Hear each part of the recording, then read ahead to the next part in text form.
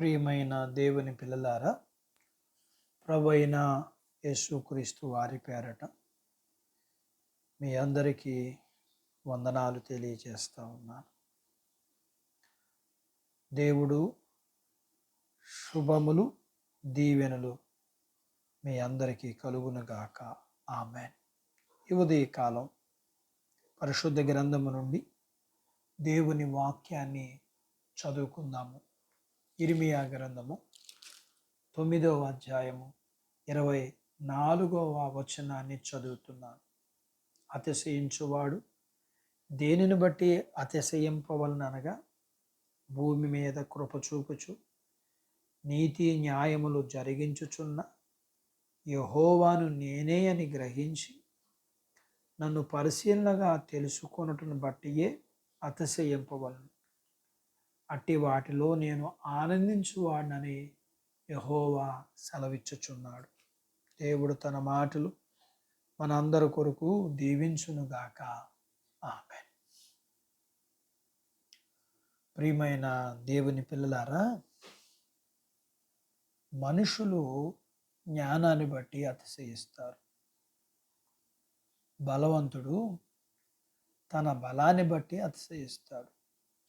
అలాగే ధనవంతుడు తన ధనమును బట్టి అతిశయిస్తాడు.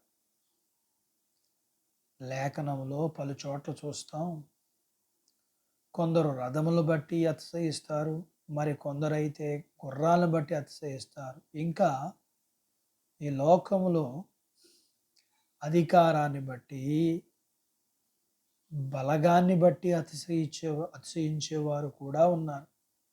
కానీ మనిషి దేనిని బట్టి అతిశయించాలని, గొప్పగా, గర్వంగా, ధైర్యంగా ఉండాలని వాక్యం చెప్తుందంటే, అతిశయించువాడు దేవుణ్ణి బట్టి అతిశయించాలని. ఎందుకంటే ఆయన భూమి మీద కృప చూపేవాడని, నీతి న్యాయాలు జరిగించేవాడని. కాబట్టి దేవుని గురించి బాగా తెలుసుకొనటను బట్టి అతిశయించాలని దేవుడు అంటున్నాడు. ఒక వ్యక్తి దేనిని బట్టి ధైర్యం తెచ్చుకుంటాడో, గొప్పగా గర్వంగా ఉంటాడో, దానిని బట్టి, అనగా దాని మీద ఆధారపడి జీవిస్తాడు. ఒక వ్యక్తి లోకాన్ని బట్టి, అనగా శరీరాశ, ఆహార పదార్థాలను బట్టి, ఒకవేళ నేత్రాశ, ఘనతను బట్టి, ఒకవేళ జీవపు డంబం, అన్ని రకాల సౌఖ్యాలను బట్టి అతిశయిస్తే ఇవన్నీ నశించిపోతాయి ఒక దినాలు. కాబట్టి వీటిని బట్టి అతిశయించేవాడు కూడా నశించిపోతాడు. అదే దేవుని వెదకటాన్ని బట్టి అతిశయిస్తే, లేఖనం చెప్తుంది, దేవుని చిత్తాన్ని నెరవేర్చేవాడు నిరంతరం నిలిచి ఉంటాడు. దేవుని చిత్తం ఏంటి అనంటే, పరిశుద్ధంగా జీవించటం, ప్రార్థించడం, స్తుతించడం, అలాగే మాదిరికరమైన జీవితాన్ని జీవించటం. అట్టి బాధ్యత దేవుడు మనకు దయచేయునుగాక. ఆమేన్.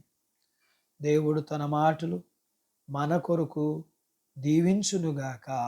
ఆమేన్. ప్రార్థించుకుందాం. మమ్మల్ని మిక్కిలిగా ప్రేమించిన మా ప్రియ పరలోకపు తండ్రి, మీ పరిశుద్ధ నామాన్ని బట్టి మీకు వందనాలు.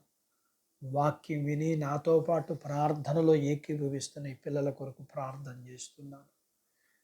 వీరికి కలిగినంతటిని దీవించండి.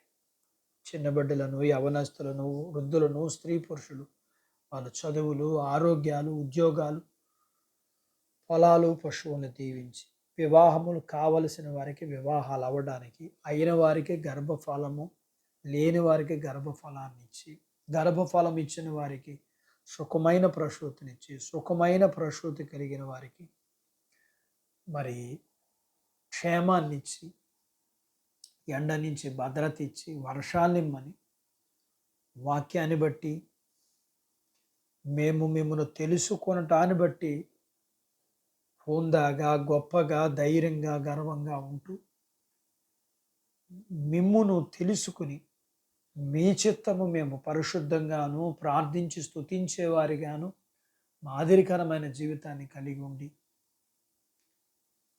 మేము మిమ్మను బట్టి అతిశయించి మీ చిత్తాన్ని జరిగించి మేము నిత్యము నిలిచి ఉండడానికి మీ పిల్లలందరికీ మీరు సహాయం చేయమని యేసు ప్రభు వారి పేరట ఈ ప్రార్థన మీకు చేస్తున్నాను తండ్రి. ఆమెన్. దేవుడు మిమ్మును దీవించునుగాక. ఆమెన్.